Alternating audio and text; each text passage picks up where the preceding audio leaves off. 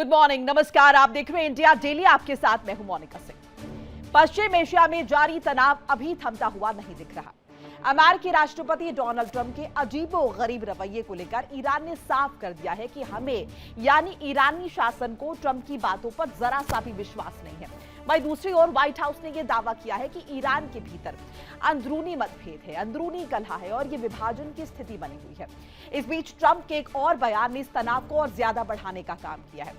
दरअसल राष्ट्रपति Donald Trump का कहना है कि मैंने अमेरिकी नेवी को आदेश दिया है कि हॉर्मुज में बारूदी सुरंगों यानी माइंस बिछा रहे छोटे से छोटे जहाजों को बिना हिचकिचाहट तबाह कर दिया जाए, यानी सीधे तौर पर उन जहाजों को उड़ा दिया जाए जो ईरान से जुड़े हुए हैं। इसके अलावा दुनिया के लिए सो कॉल्ड शांति के दूत कहे जाने वाले इस नेता के एक और बयान ने मध्य पूर्व में खींची गई संघर्ष की लकीर को और बढ़ा दिया है। दरअसल ट्रंप ने एक बार फिर ये साफ कर दिया है कि ईरान के साथ युद्ध खत्म करने में अमेरिका जल्दबाजी नहीं करेगा, क्योंकि ईरान के साथ चल रही बातचीत अभी भी लंबी खिंच रही है। मतलब साफ है, मिडिल ईस्ट तनाव की लकीर अब और लंबी होती हुई दिखाई दे रही है। इस बीच एक बड़ी खबर और बताते चले आपको। हॉर्मुज को लेकर ट्रंप की बड़ी धमकी आई है। हॉर्मुज को लेकर ट्रंप की बड़ी धमकी, माइंस बिछाने वाली बोट नष्ट करेंगे, ये ट्रंप की तरफ से कहा गया। ट्रंप ने यूएस नेवी को आदेश जारी किया है, ईरानी बोट को देखते ही गोली मार दे, ये डोनाल्ड ट्रंप की तरफ से कहा गया। अगर ईरानी बोट नजर आती है तो देखते गोली मार दे, ये कहा गया है। ट्रंप द्वारा यूएस नेवी को ये खुला आदेश दिया गया है। एक तरफ पहले से यहां पर नाकाबंदी लगातार बनी हुई है और इसी नाकाबंदी की वजह से ईरान कह रहा है कि वो बातचीत के टेबल पर नहीं आएगा। इस बीच एक बड़ी धमकी और दे दी है डोनाल्ड ट्रंप ने हॉर्मुज को लेकर, और वो धमकी है कि माइंस बिछाने वाली बोट नष्ट करेंगे। ट्रंप ने यूएस नेवी को यह साफ तौर पर कह दिया है कि ईरानी बोट को देखते ही गोली मार दे, उड़ा दे, ये डोनाल्ड ट्रंप की तरफ से साफ कर दिया है। अब इस आदेश के बाद क्या स्थिति बनती है, क्या यह तनाव और ज्यादा गहराता है, ईरान इसे किस तरीके से लेता है, क्योंकि ईरान पहले ही कह रहा है कि नाकाबंदी इज इक्वल्स टू बमबारी। आपने नाकाबंदी बनाई हुई है, यानी कि आप कहीं ना कहीं ईरान पर अटैक कर रहे हैं।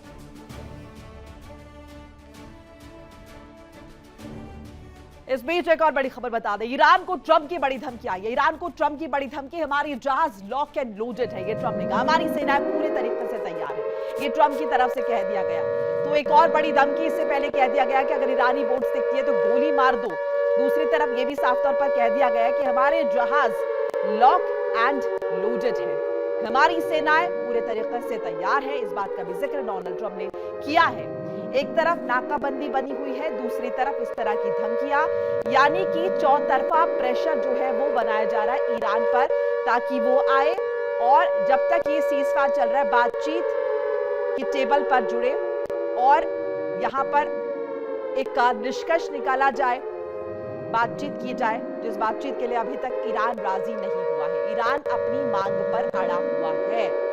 अब ऐसे में देखना यह दिलचस्प होगा कि ये जो प्रेशर बढ़ाया है डोनाल्ड ट्रंप ने, इस तरह की धमकियां देकर कि हमारी सेनाएं पूरी तरीके से तैयार हैं, हमारे जहाज लॉक एंड लोडेड हैं, इसके साथ ईरानी बोट्स को देखते ही गोली मार दो, उड़ा दो, इन तमाम धमकियों के बाद ईरान की तरफ से क्या रिएक्शन आता है, ये देखना दिलचस्प होगा। और इसी पर ज्यादा चर्चा करने के लिए मेरे साथ खास मेहमान जुड़ रहे हैं।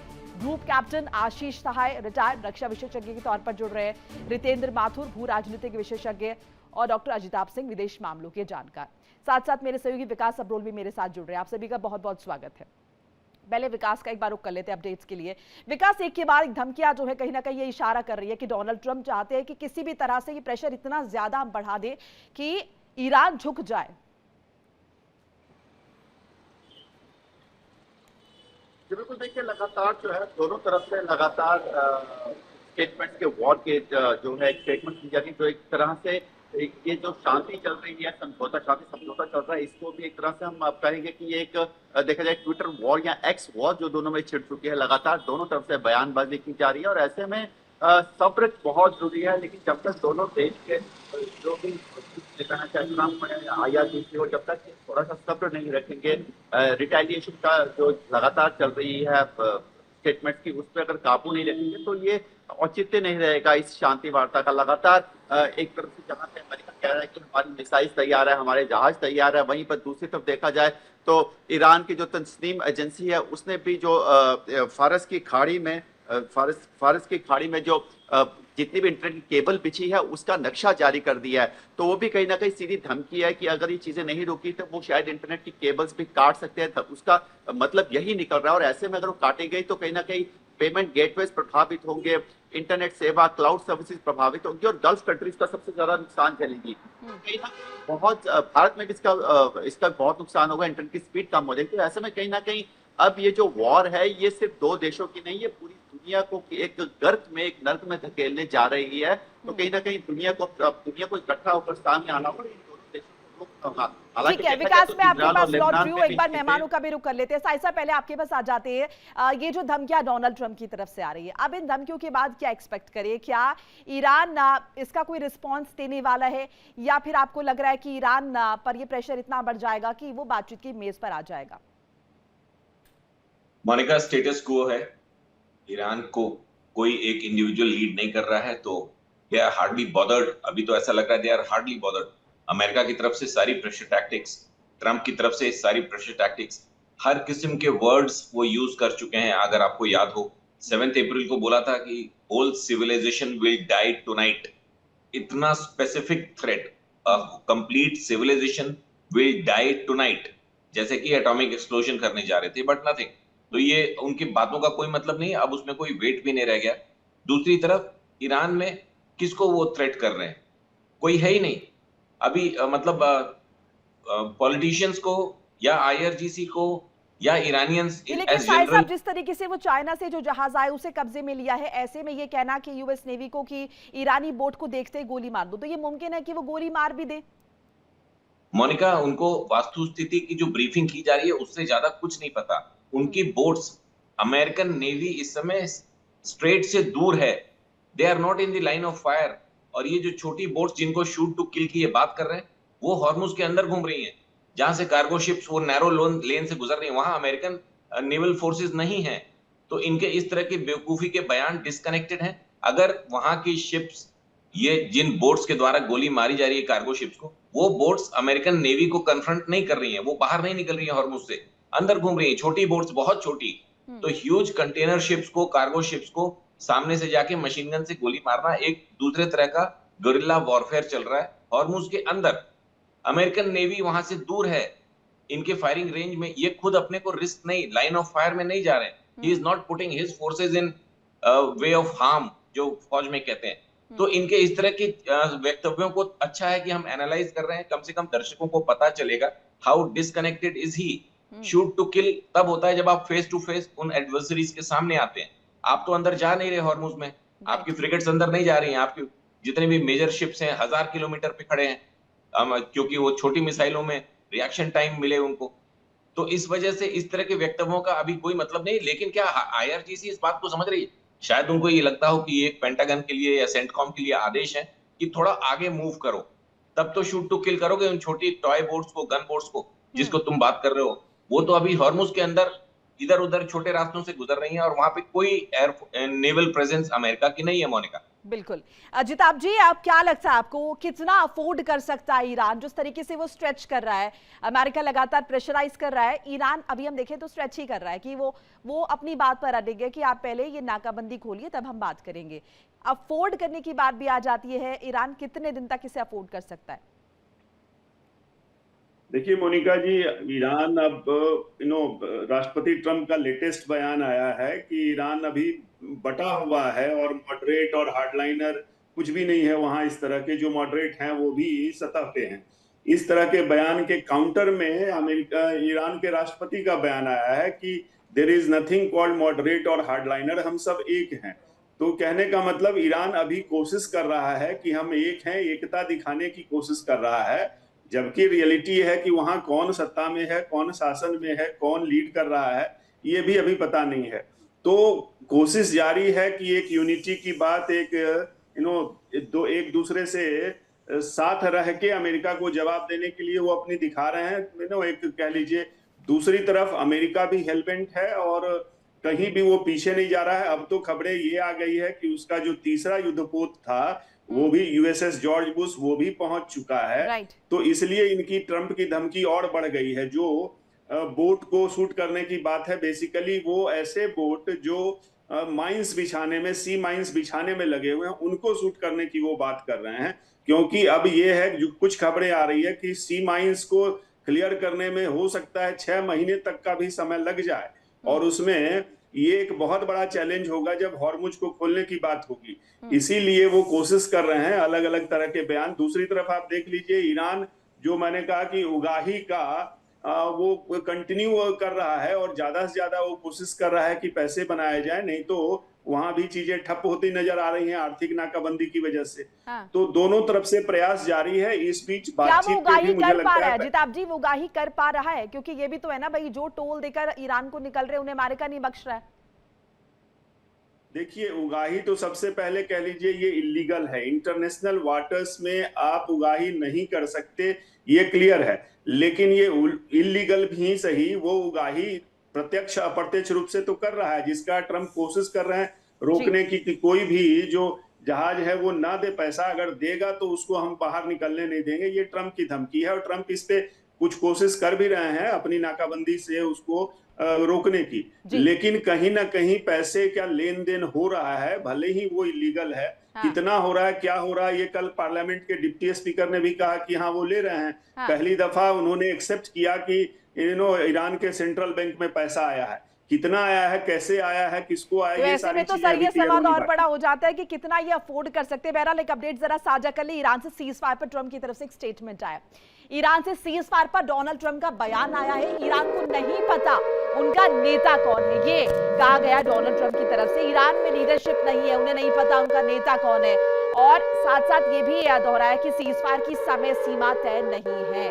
सीज फायर कितने दिन चलेगा, दोनों देशों के बीच। ये सीज फायर अमेरिका की तरफ से किया गया है, जिस पर पहले ईरान कह चुका है कि हमें इसकी दरकार नहीं थी, ये अमेरिका ने अपने फायदे के लिए किया है। ये भी साफ किया गया डोनाल्ड ट्रंप की तरफ से कि सीज फायर की समय सीमा तय नहीं है, सीज फायर बातचीत के लिए किया गया है। और ईरान को नहीं पता कि उनका नेता कौन है। माथुर साहब, ईरान को नहीं पता उनका नेता कौन है, ये हम सभी बखूबी जानते हैं। डोनाल्ड ट्रंप भी इस बात का जिक्र कर रहे हैं, हालांकि ईरान की तरफ से इस पर पलटवार भी आया कि ऐसा नहीं है। इस पर, इस बात को किस तरीके से डील कर रहे हैं डोनाल्ड ट्रंप? उन्हें अगर पता है कि उनकी तरफ से कोई लीडरशिप नहीं है, कोई ऐसा डिसीजन मेकर नहीं है, ऐसे में उनको लगता है कि इस तरह की धमकियों के जरिए हम उन्हें झुका सकते हैं। जी, वहाँ पे कैसा है कि जो आईआरजीसी है वो सब कुछ गवर्न कर रहा है। राष्ट्रपति उनके नियंत्रण में है, सब कुछ वहाँ का कंट्रोल उनके हाथ में है। अब सारी चीजें उनके नियंत्रण में है, तो डोनाल्ड ट्रंप एक शतरंजी चाल चल रहे हैं कि अगर हमें हमला अगर ईस्ट में करना है तो वेस्ट में हल्ला दिखाओ, हमें वेस्ट से अटैक करना है और ईस्ट में मार दो। तो शतरंजी चाल बिछाई जा रही है, जैसे धमकी दे रहे हैं जितनी इनकी जो बोट से घूम रही है उनको मार देंगे, जबकि जहाज उनके दूसरी जगह, ईरान जो अमेरिकन जहाज हैं वो दूसरे कोने में रखे हुए हैं और वो लड़ना चाहते नहीं है। और अमेरिका सीधा लड़ना नहीं चाहता, अमेरिका जो है वो भी दूसरे रास्ते अपना के उसको मारना चाहता है। इसमें क्या है कि गल्फ कंट्रीज जो इससे परेशानी के दौर से गुजर रहे हैं उनका दबाव पड़ेगा, और वो ईरान के समय कोई समर्थन में नहीं। ईरान एकदम अलग थलग पड़ा हुआ देश है, यहाँ तक कि इस्लामिक देश भी उसके साथ में नहीं है। और यही अमेरिका की सबसे बड़ी जीत है कि अगर इस पूरे गल्फ एरिया के अंदर वो इसको ईरान को आइसोलेट कर लेता है तो बहुत बड़ी जीत है। और ये स्ट्रेटेजिक लड़ाई चल रही है, अब ये मारामारी की लड़ाई से ज्यादा सीधी सीधी दिमागी लड़ाई चल रही है। और इसमें वो जीतने की पोजीशन में आते जा रहे हैं। दबाव ढंग का बनाया जा रहा है कि दुनिया के सामने ईरान जो है आइडेंटिफाइड कंट्री हो जाएगा, it is a terrorist nation. वैसे भी दुनिया के अंदर 3 ही टेररिस्ट नेशन है, उसमें ईरान एक है, एक नंबर पे ईरान है। उसके बाद 13 प्रॉक्सीज हैं और 3 तो प्रमुख हैं, जैसे हिजबुल्लाह, हमास, हूती। अब हिजबुल्लाह, हमास, हूती जो है वो साइडलाइन हो गए सब, उनके ऊपर हम लोग ना तो चर्चा कर रहे हैं ना उनके बारे में हमारे पास खबरें आ रही हैं। और जो भी इंफॉर्मेशन आती है उनके बेसिस पे आती है। अब आईआरजीसी फ्रंट पर है, वो जो भी इंफॉर्मेशन दे रहा है आईआरजीसी की तरफ से आ रही है। उनका जो भी कमांडर है, जो भी हेड ऑफ स्टेट है, वो काम कर रहा है। और आम जनता की स्थिति वो बहुत ज्यादा खराब है, क्योंकि वहाँ इंटरनेट बंद है। और अगर किसी के पास पता चला कि अपना स्टारलिंक का कोई कनेक्शन इंटरनेट का मिल गया तो सीधा जेल में बंद करते हैं और बहुत उसको सताया जाता है। तो ईरान की जनता का ईरान के शासन के साथ कोई संबंध नहीं रह गया है। आसपास के गल्फ देशों को उन्होंने आइसोलेट किया है और यही जीत है इन लोगों की। अमेरिका और इजराइल के साथ भी जो अटैक कर दिया उन्होंने थोड़े इसराइल पे जो अटैक किया है उन्होंने क्रूज मिसाइल्स और दूसरी मिसाइल से, तो इसराइल के हाथ में भी एक पावर आ गया, अब तुमने हमको मारा है, अब हम जवाब देंगे। अब हम कब जवाब देंगे वो अलग बात है, पर हम जवाब देंगे तुमको। तो ये जो स्थिति बन गई पूरी की पूरी, ये ईरान के बिल्कुल खत्म होने का रास्ता है, ठीक है, ये समझ लीजिए। ठीक है। साई साहब, जैसे कि अजित आपने जिक्र किया यहाँ पर कि पैसा तो आ रहा है, जिस तरह का खुलासा हुआ है, सो ऐसे में तो फिर कहीं ना कहीं ये माने कि ईरान और ज्यादा इसको खींचेगा, क्योंकि वो अभी अफोर्ड करने की स्थिति में है। भाई बेसिकली हम यही तो मान रहे थे ना, आर्थिक तौर पर वो ईरान को तोड़ रहे हैं, अमेरिका जो ईरान को तोड़ रहा है। लेकिन अब अगर ईरान के पास पैसा आ रहा है, सप्लाई आ रही है, उसकी मदद लगातार हो रही है, तो फिर तो वो उसको और एक्सटेंड करेगा। ऐसे समझेंगे कि एक तो बड़ी पिक्यूलियर सिचुएशन है कि एक आधा शिप्स जो पैसे लेके, टोटल 31 या 32 शिप्स को अमेरिका कह रहा है कि हमने वापस कर दिया। तो हम चलिए मान लेते हैं एक बार कि उनकी 30 शिप्स को आईआरजीसी ने पैसे लिए और अमेरिका ने उनको वापस किया। अब उन शिप्स की सोचिए पहले तो कि उन्होंने एक तरफ पैसे दिए टू सेल ऑफ और फिर वापस चले गए, तो जितने $1 मिलियन, एक उसका कमर्शियल एस्पेक्ट बता रहा हूं। दूसरी तरफ ईरान ने इसको लेजिटिमाइज करने के लिए तुरंत अपने ट्रेजरी में ये पैसे जमा कर दिए थ्रू पार्लियामेंट अनाउंसमेंट कि हमने इतने पैसे लिए थे। इससे इनका लेजिटिमाइज हो गया कि चलो इन्होंने कोई ब्लैक मार्केटिंग नहीं की है, कोई दादागिरी नहीं की है, इनके पानी से जो जहाज गुजरे उनकी इकोसिस्टम को क्लीन अप करने के लिए कुछ पैसे ले दिए। अमेरिका की तरफ से ये जिद है कि अगर आप पैसे देके जा रहे हो या आप ईरानियन पोर्ट से जा रहे हो, मतलब दोनों तरफ से ईरान का तेल लेके जा रहे हो तब भी और ईरान को पैसे देके जा रहे हो तब भी हम आपको वापस कर देंगे। तो बड़ी ही क्रिटिकल कंडीशन है, लेकिन इसका टोटल वॉल्यूम होने का बहुत ज्यादा नहीं है, क्योंकि ये जो पोस्चरिंग आईआरजीसी भी कर रही है छोटे लेवल पे, वो 1 या 2 जहाज या 4 जहाज एक साथ निकल रहे हैं, उसमें से किसी एक ग्रीक जहाज को, एक पनामा के जहाज को, एक अब वो कह रहे हैं इजराइल के जहाज को, उसका कोई डिटेल्स नहीं दे पा रहे कि वो जहाज किस फ्लैग में थे, उनका कैप्टन कहां से लोड हुआ था। इसी तरह की बात उनके माइंस के लिए भी हो रही है। अभी तक एक सिंगल माइन एक्सप्लोजन नहीं हुआ है। एक्सप्लोजन तो छोड़िए, साइटिंग तक नहीं हुई है कार्गो शिप्स के द्वारा। सब वो अपने हैंड हेल्ड कैमरास लेके चलते हैं, अगर कुछ भी ऐसा होता तो उसको डेफिनेटली कोई कैप्चर करता। Not a single case. तो ये जो माइन स्वीपर्स, इंग्लैंड के 2 लगा दिए, अमेरिका ने 2 लगा दिए, उसके बाद इनकी छोटी boats, I don't think they are capable of deploying mines. ये जो गन बोट्स जिसकी अभी हम बातें कर रहे हैं, तो ये सब बहुत ही मिलिट्री चीजें हैं, लेकिन ओवरऑल ये पोस्चरिंग हो रही है। कल एक बड़ी interesting development, can I continue for 30 second Monica? जी, इस बीच एक अपडेट जरा बता दो, उसके बाद मैं आपके पास ही लौट जाती हूँ। विकास के पास एक अपडेट आ रही है। विकास, प्लीज ओवर टू यू। जी बिल्कुल, हॉर्मुज़ नाकेबंदी को लेकर खबर आ रही है कि यूएस ने बोला है कि अभी तक यूएस नेवी ने 33 जहाजों को जो है वापस लौटाया है। तो कहीं ना कहीं एक बहुत बड़ा ये बयान जो है अमेरिका की तरफ से है। 33 जहाजों का दावा किया गया है जिनको वापस लौटाया गया है। हॉर्मुज़ नाकेबंदी को कंटिन्यू फिलहाल अभी रखा जा रहा है, यूएस का भी बयान आया। तो अमेरिकी नेवी ने अब तक 33 जहाज लौटा दिए, जैसा कि जानकारी मिल रही है। हॉर्मुज़ नाकाबंदी से जुड़ा अपडेट बता रहे हैं। अमेरिकी नेवी ने अब तक 33 जहाज लौटा दिए। ईरानी पोर्ट की नाकाबंदी लगातार जारी है बकौल अमेरिकी नेवी। साई साहब कंटिन्यू कर लीजिए आप, 30 सेकंड्स आपके पास है, उसके बाद आगे बढ़ते हैं। जी, तो पहले तो आईआरजीसी की जो रेवेन्यू मॉडल्स हैं, बाय कलेक्टिंग दिस फी, जो भी फीस वो चार्ज कर रहे हैं, वो उनके ऑयल एक्सपोर्ट्स के सामने पीनट्स हैं, बहुत कुछ है ही नहीं। तो ऑयल एक्सपोर्ट्स अभी अगर रुके रहेंगे जैसे कि रुके हुए हैं 100%, और अब ये नंबर ऑफ शिप्स जो उनको पैसे दे रही थी पिछले 24 घंटों में, 36 घंटों में, बहुत ही कम हो गए। एक या दो पूरे 24 घंटे के साइकिल में। टोटल नंबर 33 ये बता रहे हैं। तो इसमें आईआरजीसी को ये नहीं सोचना है कि हम कहीं ना कहीं कुछ रेवेन्यू हमारा शुरू हो गया। उनका ब्लॉकेट कंटिन्यू करता है। उनकी स्थिति इकोनॉमिकली बहुत वीक हो रही है डे पर डे, और इस बीच में एक नया शगुफा है जो मैं अगली बार, आप नेक्स्ट टाइम जब आप आएंगे तो मैं बताऊंगा। ठीक है, डॉक्टर अजिताभ का रुक करते। डॉक्टर अजिताभ, जैसे कि साई साहब कह रहे हैं कि वो इतना बड़ा है नहीं जिस तरीके से हम उसे काउंट करें कि बहुत ज्यादा फायदा भी हो रहा है या कमाई अगर हम देखें वो ईरान की हो रही है, लेकिन फिर भी अब आपको क्या लगता है, क्या ऑप्शंस ईरान के पास है? क्योंकि यहाँ पर तो फुल ऑन प्रेशर जो है वो लगातार डेवलप हो रहा है अमेरिका की तरफ से। बिल्कुल, देखिए, आर्थिक नाकाबंदी इसीलिए तो अमेरिका ने की है क्योंकि जो भी गैप्स थे इनके, इन्होंने पहले तो बमबारी की, और काफी बमबारी के बावजूद भी जो सिचुएशन कंट्रोल में नहीं आ रहा था, ईरान झुकने को तैयार नहीं था। इसके बाद बहुत ही सोची समझी की नीति के तहत इन्होंने ऑपरेशन एपिक फ्यूरी को फिर एक दूसरा उसका सब ऑपरेशन शुरू किया, ऑपरेशन इकोनॉमिक फ्यूरी। तो उसका उद्देश्य ही यही है कि आर्थिक नाकाबंदी की जाए, उसकी फंडिंग को रोका जाए। इसकी फंडिंग को रोकने के लिए सबसे पहले उन्होंने कहा कि वो जो तेल बेचता है उसके बंदरगाह से जो भी जहाज जाएंगे उसको जाने नहीं देंगे। तो एक तरफ तो उन्होंने जो चीन को वो बेच रहा था ईरान बहुत बड़ी मात्रा में तेल, और वो भी युआन में, उसको रोक दिया उन्होंने। दूसरी तरफ फिर इन्होंने ये कहा कि अगर उगाही कोई हो रही है, कोई दे रहा है, तो वैसे जहाज को भी हम निकलने नहीं देंगे। तो यहाँ भी उन्होंने कोशिश की कि जो गैप्स थे उसको प्लग करने की। इस तरह से आर्थिक नाकाबंदी का जो इन्होंने हथकंडा अपनाया, मुझे लगता है वो काफी कारगर सिद्ध हुआ है, क्योंकि ये क्लियर कट है, इनके अपने ऑफिशियल्स और इंटेलिजेंस की रिपोर्ट आ रही है, और लोग कह रहे हैं इस तरह की कि सिर्फ आप लड़ाई से, युद्ध से किसी को, चाइना, हम सभी जानते हैं चाइना बड़े पैमाने पर अगर देखें वहां से तेल लेता है, उसकी बड़ी डिपेंडेंसी है। सो ऐसे में अगर चाइना की ये सप्लाई बंद हुई है तो क्या चाइना की तरफ से उस तरह के रिएक्शन नहीं उम्मीद करेंगे? देखिए, चाइना का राष्ट्रपति ने खुद स्टेटमेंट दिया है कि ब्लॉकेड खुलना चाहिए और सप्लाई बाधित नहीं होनी चाहिए।